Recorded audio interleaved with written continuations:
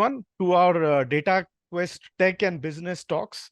This is a regular thing we have been doing for many years now, where we take experts from the industry and come to know of their, enlightening views on all the latest issues of the day. So today it is my great privilege to present Mr. Natarajan Radhakrishnan, President and CIO, Hinduja Global Solutions. Welcome, sir. Thanks, Sunil. A quick introduction about myself. Sure. Full name is Natarajan Radhakrishnan, commonly known as Nat. Yeah. Science graduate and an MBA from IIM Ahmedabad by education. Past 34 years I have spent in first 7 years in banking and finance. Last 27 years in the field of information technology and consulting. I did work with some large IT majors like Cognizant, Capgemini, IBM.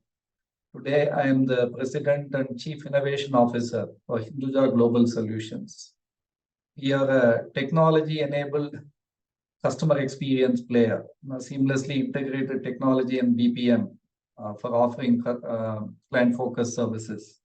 Based out of Bangalore, very happy to be here. So anyway, great to hear that.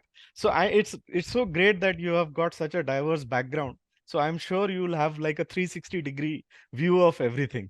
So I think I'll just then straight get to it. I was curious, what are the emerging trends in terms of digital services and CX? And how will this impact this industry both in India and at a global level? I was asking because now we have settled down in the post-pandemic era. So what is this new world looking like? So interesting question. I'll actually take a step back. The way we used to view the industry, we used to talk about technology, IT services industry on one side, and BPM industry on the other side. The skills required, price points, the way services were delivered, client expectations, these things are dramatically different between the two industries. That line is now going away. It's becoming one continuum. Today, for delivering BPM services, for delivering customer experience services, you need a fair bit of technology. Lots and lots of technology is needed. Similarly, for delivering technology services, you need process experience today. So it is becoming one continuum. That's one major difference I see. That's a major trend for me. Apart from that, within the industry, obviously there are a few buzzwords. And there are a few other trends which have continued for the last 5-10 years. They continue to be important. Let me take the latest concepts first. So everybody is talking about generative AI. So ChatGPT has almost become a brand name, even though it's become a generic name, even though it is a brand. Today we also have BOD and other large language models coming up. So this will fundamentally alter the way customer experience services are delivered. Your conventional contact center where the agent answered the query for a customer, or the next generation chatbots and conversational bots, which had serious limitations, right? For example, some of the bots would have 5 or 6 options. They cannot respond beyond those 5 or 6 options. So typically what will happen, it will try a couple of times, otherwise it will route you to an agent. Today, you have Gen AI enabled chatbots and conversational bots. These bots, they keep learning on the job. They build a knowledge repository over a period of time. The customer experience becomes much more seamless. Today, it is possible to integrate a knowledge repository, self-service portal, chatbot, conversational bot, a dashboard, client dashboard, voice to text transcription, sentiment monitoring, plus the agents. The agent is already there. He's not going to go away completely. He will only do value addition. He will not be doing anything routine. So this combination, this integrated offering can be a deadly experience for the customer. It can resolve problems. Earlier, you may have needed 3 calls to sort out a particular customer problem. Today, you can do it in 1 call. For example, a roadside assistance call would have taken 20-30 minutes earlier, right? From collecting what is your vehicle number, car make, where are you, what exactly is the problem. Then our service provider tries to contact multiple garages, find out who's available. This can be totally automated and the handle time can be 1/10 of what it was before. So somebody who's facing a breakdown need not wait 30 minutes in a call. He'll probably get a solution in less than 3 minutes. This is one major development, very, very exciting development for me. Then there are other interesting thing for me is voice and visual search. We always had text-based search. Today you can have pictures, you can have voice clips, and you can find out where they originated, where you see a particular visual, you want to know what that product is, who manufactures. Earlier it was very difficult. You have to use your imagination. Today you have visual and voice searches. That is really exciting for me. The third piece is around cyber security. So every year, I would say this is almost on a logarithmic scale, exponential number of cyber security incidents, number of threats is immense. This is unbelievable growth for me. You can have all kinds of defenders, virus protection, and so on and so forth. Despite that, there is always an incident. So the trick is in kind of monitoring and managing the situation. You cannot completely eliminate it. You can protect yourself, but you have to also be careful, monitor, and so on. So I saw one data as of 2 years back. Every 11 seconds, there was a major ransomware attack with some corporate or the other. The average cost of a ransomware attack is between $4 and $5 million. That's like 30 to 40 crores. And some of the large ones the impact runs into hundreds of millions of dollars. We can no longer take that lightly. It cannot be an evening job for the CIO today. You need a full-fledged information security department to kind of run this. These are some of the new trends. There are obviously much more. I'm picking the top 3.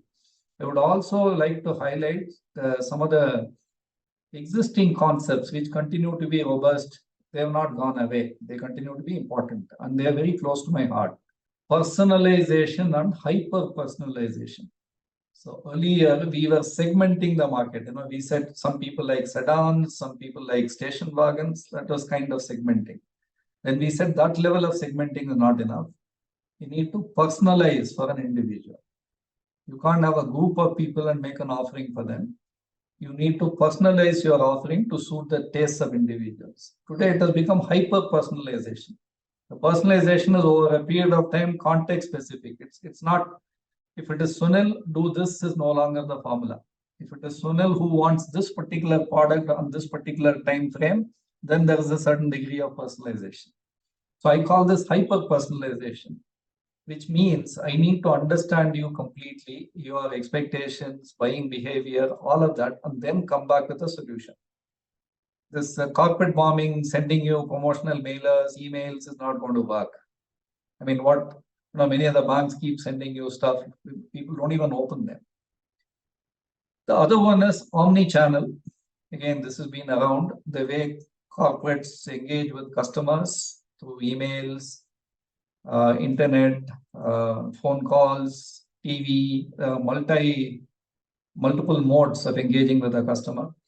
The look and feel, the problem was the engagement was also there, but the look and feel, the way services were delivered in different channels were different. Today, there is increasing emphasis. This has been there for 5 years, but I think the trend continues. How to integrate the omni-channel and ensure the same experience in every channel, whether you buy something in a shop or through the internet or through a mobile app, the experience has to be identical. It has to be high quality and very similar. So these are some couple of traditional, I would say these trends have been there for the last 5+ years. They continue to be important, right? Now, part B of your question, what is the impact on India? What is the global impact? For India, many of these services, many of this technology has to be developed in India. So I see exciting times for our tech talent. Right? Earlier it was conventional services, application development, maintenance, testing, ERP implementation, and so on. Now there are so many opportunities around new tech. That's really, really heartening to me. We need not be the back office of the world or workshop of the world. We can be the factory of the world. We can be the R&D lab of the world. So that is really exciting for me. Second, I'm also hoping, remember when UPI happened, the smartphones exploded. And that kind of lifted a whole generation of people. It made them technology savvy. I'm also hoping, this one will also play out in a very similar manner. It will reduce the digital divide further. It will make the whole country smarter. That is my expectation. And globally, on a global level, this will become a differentiator. Today, you have a marketing strategy, pricing strategy, like that. You have to have a Gen AI strategy, cybersecurity strategy, and so on. Otherwise, it's going to be very, very hard. You can't deliver superior customer experience. So today, features are table stakes. Right? If you take smartphones, for example, there are smartphones with every conceivable feature today, but some of them sell more, some of them sell less. That is because of differentiation. So that differentiation is possible only by employing a careful CX strategy. That is where it will become very, very core to the way we produce things and deliver things. So companies will have to factor this in. I thank you. That's a very comprehensive opening you have given, and I think we have covered most of the topics. So maybe like certain things you have said, I'd like to expand on that. So like one, you talked of cybersecurity. So I mean, it's not just cybersecurity. There are ever-changing needs for cybersecurity. The government is changing regulatory requirements on a regular basis. There's data privacy. Recently, the data bill was also passed. So maybe if you can speak on all this data and regulatory paradigm. Right. So people say data is the new oil. We are constantly mining for data, which means you also need to make sure that the data is responsibly used. It should not be misused. Right? So that is where the whole origin of regulation came. Today, you have the most restrictive cybersecurity regulation in the EU, which is GDPR. Then China has its own PIPL, and India passed its Personal Digital Data Protection Act. Recently, it's been passed by Parliament, signed by President, should be notified shortly. Their intention is within the next 10 months, it will be implemented. If you look at this piece of legislation, it's try to borrow the best practices from different countries.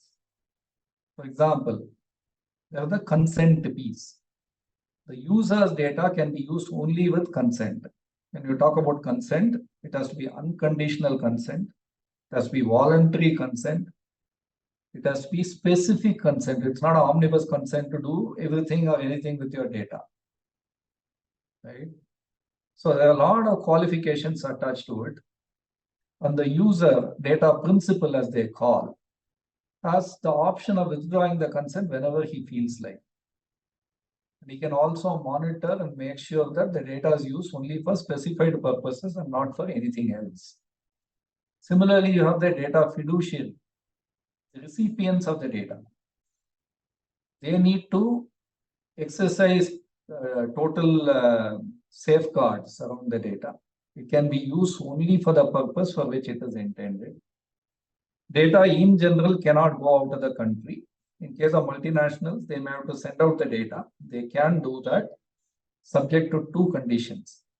It can only be sent to certain countries. The government has a power to limit sending data to certain hostile countries. That's one limitation.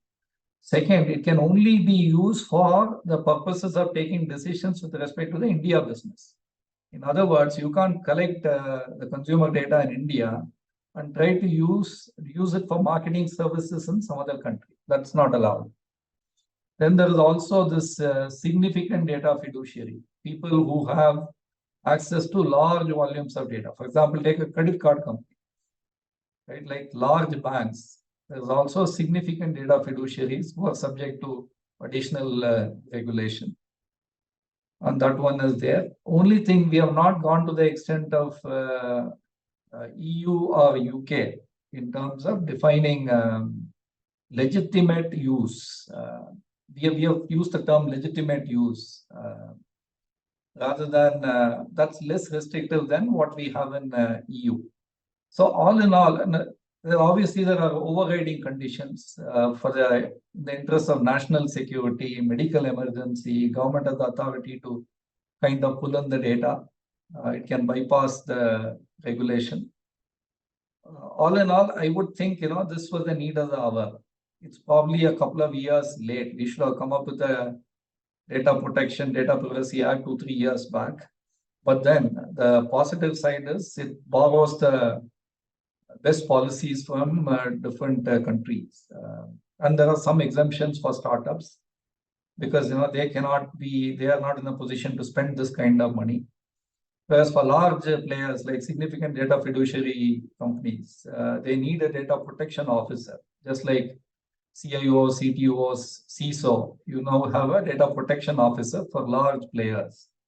All in all, I think it's a well thought out regulation. There will obviously be some concerns in terms of overreach. So data governance is also covered in this. I think I like the legislation. The intent is really, really laudable. That's good to hear. As you said, better late than never. Let's hope like it Yeah. rolls out properly. So another thing, like you explained CX in the old normal and new normal at the beginning.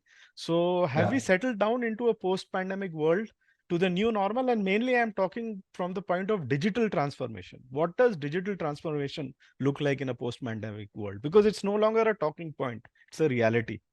So I actually have 3 normals, not 2.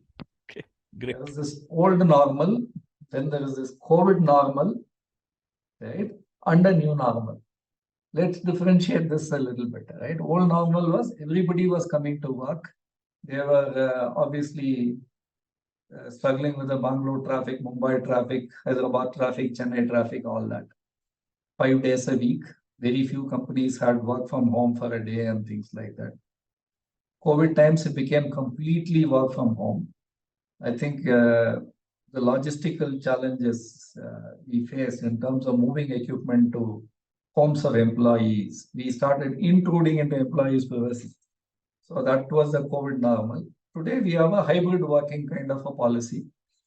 Most companies have decided to call people back 3 days a week. Some of them are saying 2 days, some of them are saying 5 days.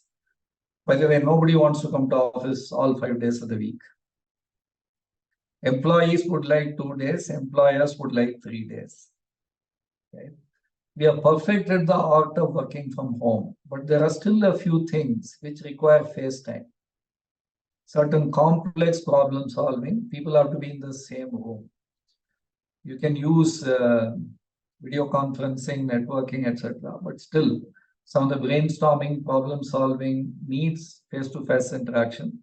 Plus this whole team building concept of ensuring camaraderie between team members, some face time is required. So I would say the new normal is anywhere between 2 and 3 days work from office. May not even be for the full day. People may come in at 10, may leave at 4. Right? That is kind of settled down now. There's a lot of reluctance for people to come back home. And when they came back, we were not able to cope up with transportation, food requirements, equipment requirements, all that. I think it's settled down nicely. That's one thing I noticed. The second one, earlier, all our training was classroom training. In fact, we preferably sent people out for training. And some trainings were conducted in a conference room in the office. And in the pandemic world, there was lots of e-learning, all this learning platforms, without naming any names, they became popular. So today it's a combination. We like a combination of e-learning and physical learning. Some classes, some physical classes plus e-learning. I would say the pre-pandemic world, learning was probably 6 to 10 days per annum. If you look at 220 working days, maybe 6 to 10 days was the industry average for learning. During the pandemic times, I thought this dramatically went up. People had more time, more opportunities. We also encourage people. Now it has come to a more reasonable number. The new normal is better than old normal. probably less than the COVID times. The third dynamic is in terms of skilling. Pre and post COVID, this may have nothing to do with COVID. The whole space of partially to do with COVID. The space of digital transformation has increased like anything. So what earlier used to take 12 months, 18 months is today taking 3 months and 6 months. And technology in the areas like mobile development, technology is changing every 6 months. So people have to be nimble. You can't be a mainframe specialist, Java specialist anymore. You should be willing and able to learn new technologies very fast, right? What we call a learnability. You can have some aptitude, some IQ. The most important part is learnability. So you are constantly skilling and reskilling yourselves. That is the new normal. 15 years of one technology is old normal today. You should be able to live with the new normal. Today with GPT and LLM models, we have co-pilots coming up, meaning basic coding can be done by those platforms. It's for you to test the code, integrate that nicely, make sure that it works. The skills required are very different, right? So from that point of view, there is a big skilling debate. Then, of course, at the risk of repeating, new normal is cyber security and data privacy. So now all our employees have to be careful, doubly careful. It's very easy to, there are phishing attacks and smishing attacks, spear phishing attacks, right? All those things are there. People masquerade as you and try to elicit information, money from you. So the level of cyber security awareness, protection, and management, you can't have 100% protection. So the trick is in combination of awareness, protection, and continuous monitoring. That has become very important. And we did not bother about data privacy earlier. Today it is important. You could ask any question in the interview, ask any question to your employee. Now that's not possible. We need to be careful about what we ask, careful about how we store their personal information, and how we manage and process their information. All that has become significantly different from what it was earlier. These are some areas. So as I said, there was this old normal, there was this COVID normal, and then there is this new normal. So anyway, I like the sound of that because three normals actually aptly sums up what really happened. So anyway, anyway continuing, you talked of generative AI and chat GPT during your explanation of CX, and also you mentioned it now coding. But how will generative AI and chat GPT affect business operations? And what about future disruptions to maybe all industries? Right. The headline answer is it will disrupt big time. The pace of change on the LLM side, large language model side, is frightening. I mean, it is completely unanticipated. Earlier version of, for example, ChatGPT versus new version of ChatGPT, or for that matter, Bard, or some of the other proprietary models, the capability is like 10 times, if not more. They are becoming all-pervasive, intelligent, smarter, and so on. I see multiple ways in which it will disrupt, in most cases, improve the business. Earlier, we spoke about customer experience. The way you engage with your customers, deliver services, handle complaints, most important part. Post-purchase service, this warranty service and help desk. It is bound to become extremely, extremely superior. Today, it is frustrating to call a contact center. If you have a problem with an airline, let's say, or with a cell phone service provider, it's quite frustrating. They don't have all the answers. You can't get through to the call center. You may have to call twice, thrice to sort out the problem. All that will become much more seamless. You will end up making less calls. You will have other options like using the portal or a chatbot or a conversational bot. So I see significant improvement in customer service, number one. Number two, in the creative space, movies, you may have seen the news items on script writers strike in Hollywood, right? So writing scripts, drama scripts, movie scripts, things like that, LLM models will play a big role. Need not be always human element writing them. So you will have competition for machines in terms of coming up with new scripts and so on. The healthcare space, summarization. Today, if you have 20 different medical reports, you go to one diagnostic agency, get some 5 reports done, go to another MRI imaging center, get some report done. Then the doctor has given some prescription. Maybe you have consulted a second doctor. The whole thing has to be summarized into a crisp 10-line summary. Now technology is available. Earlier, a nurse or a healthcare professional would have had to sit through, understand this, and sum it up. Today, technology can do that for you. Areas like that, everywhere there's got intelligent supply chain, for example. Today, and you can choose to receive the order anywhere else. For example, I can place the order online and pick it up in a store nearby my house. Or I can go to a store, place an order, ask them to deliver it at home. There are supply chain complexities around this. All this can be managed with new tech, with areas like GPT with technologies like GPT playing a big role. So the possibilities are endless. There are more and more use cases coming up every day. Even artists can be impacted, right? So digital art is coming up in a big way. Digital agriculture, weather monitoring using Gen AI is likely to be much more precise. And we can warn the farmers about impending pest attacks, weather events. All of this, the predictive power is going to be significantly superior. The possibilities are endless. In fact, you have to take every process and see what is Gen AI likely to do in that process. Yeah, so I think been pretty exciting last few years, and the next few years will continue to be exciting. So I just wanted to, end the interview on we here at DataQuest we have completed 40 years, and this year we are focusing on India after 100 years. So the India 2047 mission looks at us becoming an economic and tech superpower by 1947. What do you think? Are we on track? What are our strengths and weaknesses for this mission? First of all, congratulations on your 40th anniversary. Thank you so much. Thank you. you. Obviously, I knew DataQuest as a student. Right. Yeah. That's great.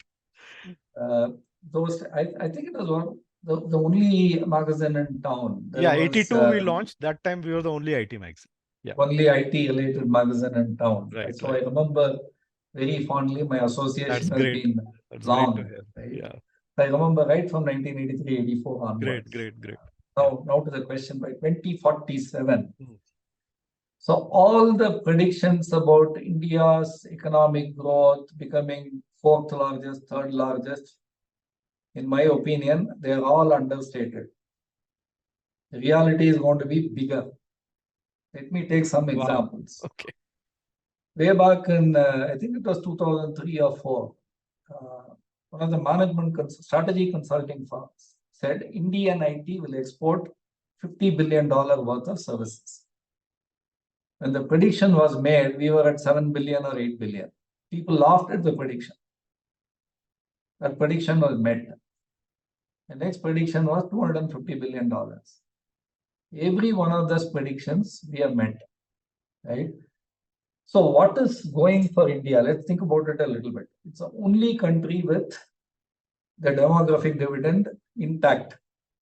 China doesn't have it anymore. We are the only ones with the demographic dividend intact.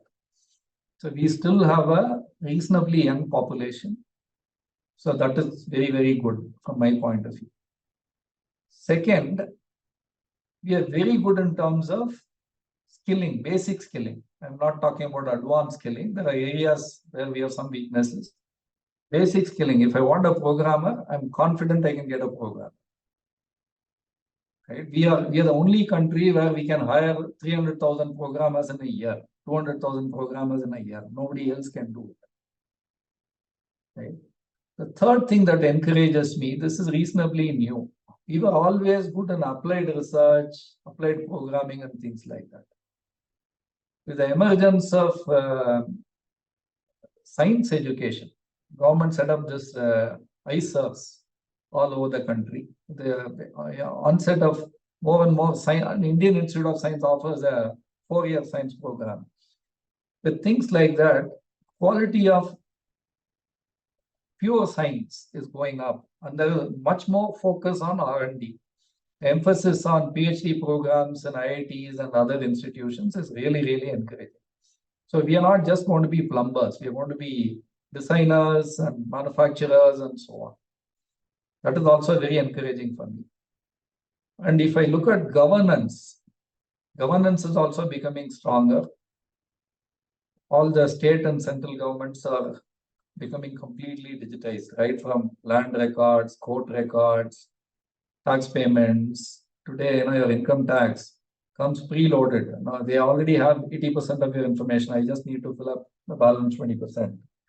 So governance is becoming superior. Today, if I have an incident in a train, I can send a message to Railway Ministry and they respond. Cops show up in the next railway station, right? That kind of governance is already there. And the regulatory framework, it is becoming much more sophisticated. We are getting out of the colonial kind of procedure-oriented regulation to really a management monitoring-oriented kind of regulation. For example, Data Protection Act is a good example. So increasingly, legislation is more in terms of facilitating business, making sure government doesn't lose tax money rather than controlling. Yeah. It's not about controlling, it's about safeguards and ensuring that things run smoothly. Today, for example, all the land laws have been combined into one. Most of the labor laws have been combined into one. Right. Companies Act has been cleaned up, codified nicely. Right. So the relevant legislation is there. You have a smart working population, demographic dividend is there, skilling is there. So most of the foundational pieces are in place. I'm not even thinking in terms of 2047. Right. India will probably become in the next 10, 15 years, will be called an advanced country, will be a top 3 economy in the world. Great. So yeah. There are a couple of cautionary elements. This will need superior infrastructure. The tremendous work done in highways and in railways and in, setting up 100 airports in the country. But there is still much more to be done. Yeah. And advanced education, that is one area where we need to make some more progress. Today, I can get a smart programmer. If I have to get a programmer who can develop a product or design a product, then the talent is limited. Right. That level of education, we need to still kind of work with the government and get it done. And we are also becoming an innovation hub. How can I miss that out? Earlier, we were primarily assemblers. Today, we're also doing the thinking for many countries. Bangalore, for example, in my book, top 5 innovation spots. Okay. Along with San Francisco, New York, Boston, London, Bangalore. For me, it's in the top 5, no particular order, can be one also. Right. So it's I would think we will achieve it much before 2047. Wow. That's really great to hear. I mean, I think that's a great place to end on, that positive note. I'm happy people are talking of India 2047. Maybe it'll be much earlier. So thanks for all your views, and it was a great overview and also very positive at the end. Thank you so much. Thanks a bunch. Thanks for the opportunity. Always nice talking to DataQuest. Yeah, great.